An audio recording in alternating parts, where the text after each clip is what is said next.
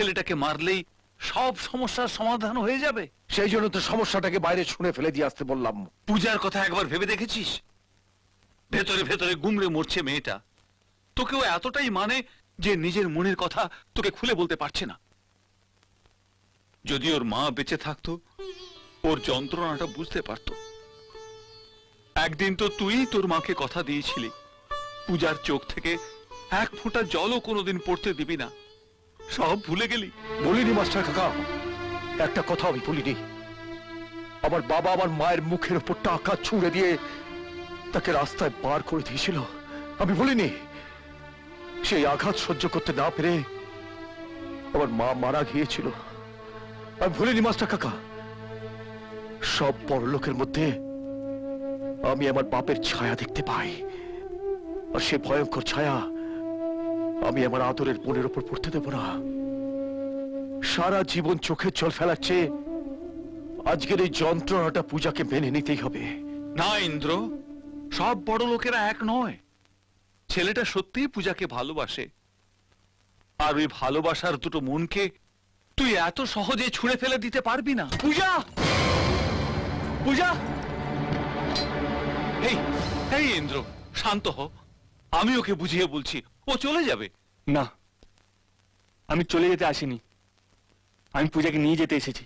ইন্দ্র শোন, আমি পূজাকে ভালোবাসি দাদা। পূজার জন্য আমি সবকিছু ছেড়ে এসেছি। আমাকে পূজার জীবন থেকে সরিয়ে দেবেন না দাদা। মাস্টার কাকা, বাঁচতে চাইলে ওকে এখান থেকে চলে যেতে বলো।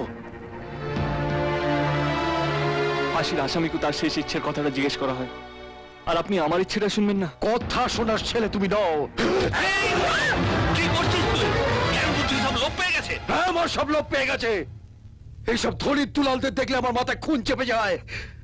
ওকে জিজ্ঞেস করো মাস্টার কাকা, আমার বোনের জীবনটা কেন ও নষ্ট করতে এসছে।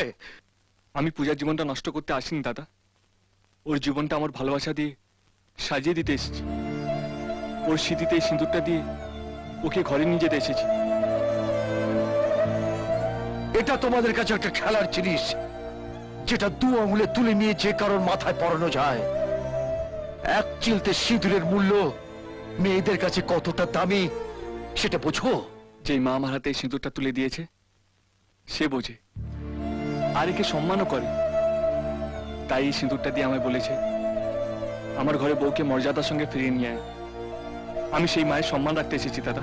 আমি তোমাদের কথা বিশ্বাস করি না। আপনার মা যেমন আপনার কাছে সত্যি, তেমনি আমার মা আমার কাছে সত্যি। তাই সেই মায়ের নামে আমি শপথ করছি, আমার ভালোবাসাকে সত্যি প্রমাণ করার জন্য আপনি আমাকে যা বলবেন আমি তাই করব। একটা অভিযোগ আপনাকে আমি করতে দেব না। শুধুমাত্র একটা সুযোগ দিন দাদা, একটা সুযোগ। এই জমিতে চাষ করে আমি তোমার সব টাকা শোধ করে দেবো জেঠু। আমাকে একটা সুযোগ দাও জেঠু, আমাকে একটা সুযোগ দাও।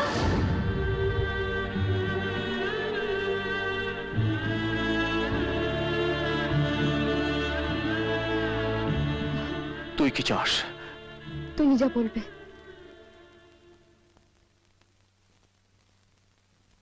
আমার ভালোবাসার জন্য আমায় কি প্রমাণ দিতে হবে বলুন? একটা সুযোগ আমি তোমাকে দেব। তোমাকে চাষ করতে হবে।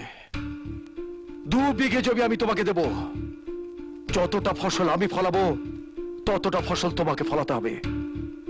গরুর দুধ দোয়াতে হবে, ওদের দেখাশোনা করতে হবে, গোয়াল পরিষ্কার করতে হবে। এ কি বলছিস তুই? ও কি এসব পারবে? ওকে পারতেই হবে। শুধু বাড়ি থেকে পালিয়ে এলে এটা প্রমাণ হয় না যে ও পূজাকে ভালোবাসে। ওর বাবা চাষিকে ঘেন্না করে, অপমান করে। সে চাষা ভুষো ঘরের মেয়েকে বিয়ে করতে হলে ওকে চাষা হতে হবে, তবে ও পূজাকে পাবে। জিজ্ঞেস করো ওকে পারবে কিনা।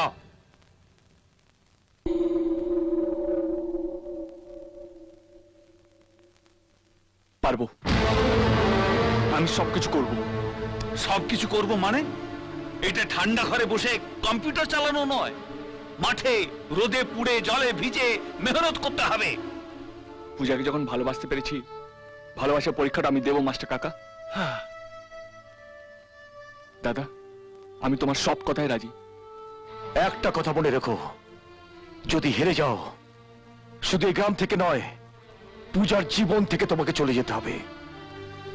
মনে থাকবে। দাদা, এটা আপনি আপনার কাছে যত্ন করে রেখে দিন। যেদিন আমি আপনার দেওয়ার শর্ত পূরণ করব, সেদিন আপনি এটা আমার হাতে তুলে দেবেন, পূজার স্মৃতিতে দেওয়ার জন্য।